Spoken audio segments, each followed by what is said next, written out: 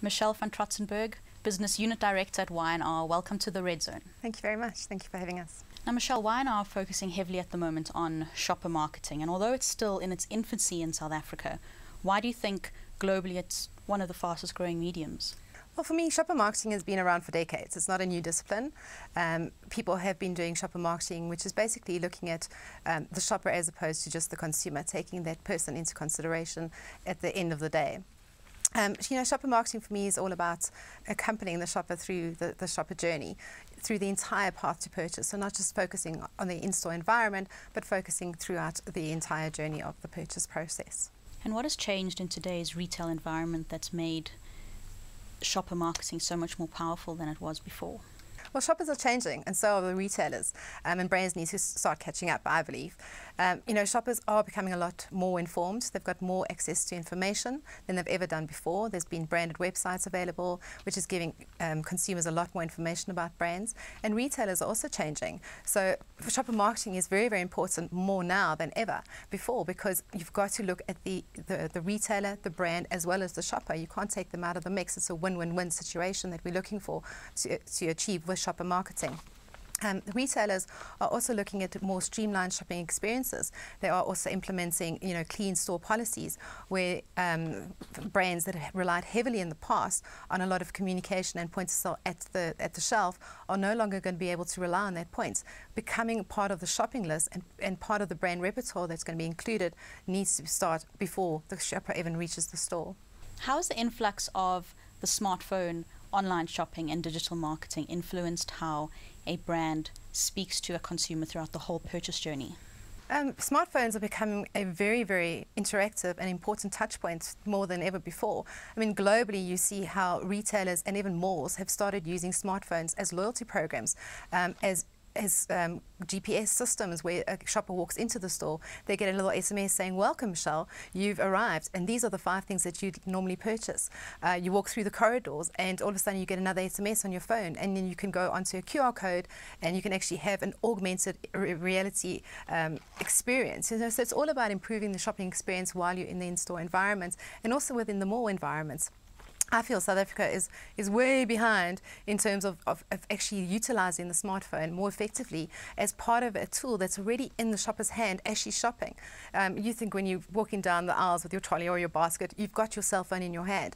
You might be shopping with children or shopping with your girlfriends, looking for clothes or shoes. You've got your cell phone in your hand. So it's already a tool that is part of my journey in terms of how I shop. I'm always chatting and texting while I'm shopping. So my mind is always in 2 places. So I'm shopping habitually, or I'm just carrying on doing my thing. But my cell phone is my friend. It's my companion. And South Africans need to start utilising, or marketers need to start utilising digital a lot more. And it's not just smartphones. In South Africa, 80% of our market, I think it's 80%, have got smart feature phones, and you can also start communicating via feature phones. So it doesn't need to be the rich content with the beautiful videos. It can just simply be, "Hi Sally, you've arrived." Would a brand be using the shopper marketing medium to attract new customers or to sway loyalty? It's a combination of both. Obviously, the people that are buying products that they've bought for the last 10, 15 years, you have certain categories that are a lot more habitual, and shopper marketing plays a really, really key and important role within the process, because it's saying, okay, you use the shampoo all the time, but why don't you try this? And it gives me reasons that are deeper. It's built on insight as opposed to just benefits and features of the products. I mean, I don't care anymore that my shampoo contains panthenol that will make my hair softer and smoother. It's more about, how is it going to make me feel? So if I see a billboard or some kind of communication that says it's going to make my, make me feel better, of course it's going to make me sway. It's going to sway my decision a lot more than just something that talks about enriched with vitamin D or those good things. Yes, I know those things are important, but I've already bought into the brand. But keeping me there is what is going to give me the loyalty to that particular brand. When you're looking at new consumers are obviously looking for an experience. They want brands that are going to satisfy their needs. They want brands that are going to accompany them and be part of either a facilitator or the hero, that makes their life better. I mean, all different categories again have got different attributes that contribute to the entire shopping experience. So to answer your question, shopper marketing works for new entrants into categories, and also to try and change solid habitual shoppings experiences where you can make sure that they become loyal to a particular brand going forward. Now, you mentioned the in-store experience, but we've all noticed that in many retail outlets, the messaging is becoming saturated. There's far too much going on. And you also shared with us before that shops are cleaning up their act. Can you tell us a little bit more about this? Every single aisle that you walk to, there's some kind of branding communication. So yes, it is becoming saturated, but to a point where shoppers are expecting it. They want you to tell me this is on promotion, that's on promotion, and they're kind of looking out for it. So if you don't have a category banner or a shelf talker or a red flag going, it's on sale, people are not even noticing it. So you have different types of shoppers, not everybody's the same. So there are the bargain hunters out there that will always look for things on promotion. They will shop by broadsheets or by catalogues. They'll see what is on special. They'll actually do a shopping list. And you know, funny enough, shopping lists in the past, people didn't use them as much, but it's actually increased. And you would think it would be the other way around, but it's because of the economy. Everybody's feeling the pinch. You know, sugar was 10 Rand 5 years ago, and now suddenly you're paying 27 Rand for a kilo of sugar. It's your commodity lines is, you know, the key or the KBI lines that are drawing me into a particular retailer because I'm looking for a specific price. Shoppers need to be informed about new products and price points, but they also need to be informed that they're making the right decision. Shoppers are looking for value, more so now than ever before. So it's not only about the price, it's about the value. What is this brand and company or manufacturer offering me compared to my competitors? Yes, retailers are starting to implement the clean store policies, but they're taking over in terms of their communications. If I've recently had a child, I would look for new diapers. And if I just go down the aisle and just look at diapers, there's no education, there's no information about any of the brands. There's nothing there that tells me what I should buy. So my purchase decision is not going to be in store. It's going to be online. It's going to be researching copious amounts of different areas to try and get information instead of just popping into the local store down the road and buying a new product. So I still believe there is a place for branding communication within the in-store environments because people need information, especially in new categories that they've never been involved with before. We're all basically in the business of making money, so any marketing campaign or movement would be based on some form of a return that a brand would be expecting. How do you measure a shopper marketing campaign? It's again a very difficult question. You know, we all as brand marketers look for return on investment of any campaign. Media has always been one of the touch points, above the line media has always been one of the touch points that we cannot measure the return on investment. There are certain deliverables that we obviously trying to achieve, but when it comes to shopper marketing, we look at the sales, we look at the affinity of the brand, we look at the entire path to purchase, we look at, you know, what are the touch points that's going to target my specific target audience, are we getting to the right audience, how can we grow our target audience and speak to the right people. So there is key measures that we can put in place, but every single category will vary depending on the need of or the brand objectives and the end deliverable of the campaign itself.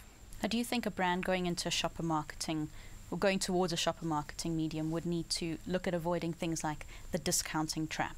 No, not at all. I mean, discounting is obviously a very important variable to the entire marketing mix. For me, pricing can't be the only element. You know, shoppers are becoming a lot more involved and are aware of pricing more than they ever did in the past. So pricing is definitely an element that can be included, but the pricing drives purchases. It doesn't drive behavior. So what happens is a lot of consumers will buy a particular line that is on promotion or on a promotional price and start stocking up and do pantry loading, which affects the sales the couple of months thereafter. So if it's part of a full shopper marketing campaign where you're trying to improve and enrich the shopper experience, yes, pricing can play a role. So it doesn't mean that it must only be price, but instead of doing a price platform, you could do a value add or some kind of other element that will be more engaging and reward your end user. Now, we know now that marketers can't rely on above-the-line messaging solely when it comes to generating brand awareness. But surely there's a way in which the two can marry together, and where do you think this lies? Well, shopper marketing is really looking at, you know, through the line communication, speaking directly to a targeted shopper and trying to change behavior. So above the line is still a key element, you know, depending on, we try to, with shopper marketing, you're trying to target your communication. It's about the right message to the right person at the right place at the right time. So if they're watching TV, we want to be on TV. If they're in the car, and we want to be on the radio. If they're in the office and they're working on computer and they may be checking out their latest or their favorite websites, we want to be there. So it's all about being part of the entire shopper journey. The minute a consumer morphs into shopping mode, they are open to new communication. So if you think about in the morning, you wake up and you start washing your hair, you shampoo your hair, and you've run out of shampoo. So straight away you go into shopping mode. Oh, I need to buy shampoo today. So the shampoo is the what. So you think, where am I going to go buy it? Should I go during lunch hour? Should I go after work? So straight away you're thinking about the what and the where am I going to go and do it, and then also the when, lunchtime or after work. Then you think about, what other products can I buy at the same time? I don't really want to just go to the shop to buy shampoo, so surely there's other products I can buy at the same time. And you think, okay, well, I go after work, I've got to pop into Woolworths anyway to go and buy my dinner for this evening, so I might as well buy the shampoo. So throughout the entire day, you're in shopping mode. So if I get into my car and then there's an ad on the radio that says, oh, this new shampoo, da da da da, it's going to be information that I'll be interested in because I'm in that shopping mode. I'm thinking about shampoo. I get into the office, I go on to Career Junction if I'm looking for a new job, or I'm looking at MSN, depending on what my likes are. And again, there's another little information, but it's not talking about, again, the features and benefits of the brand. It's telling me how I'm going to feel, and it's engaging me in communication that resonates with me, and so on and so on. The journey goes on until I actually get to the shelf to buy the product. So every single touch point is invaluable throughout the entire process. Well, Michelle, thank you very much for your insight into shopper marketing and for joining us. It's my absolute pleasure. Thank you.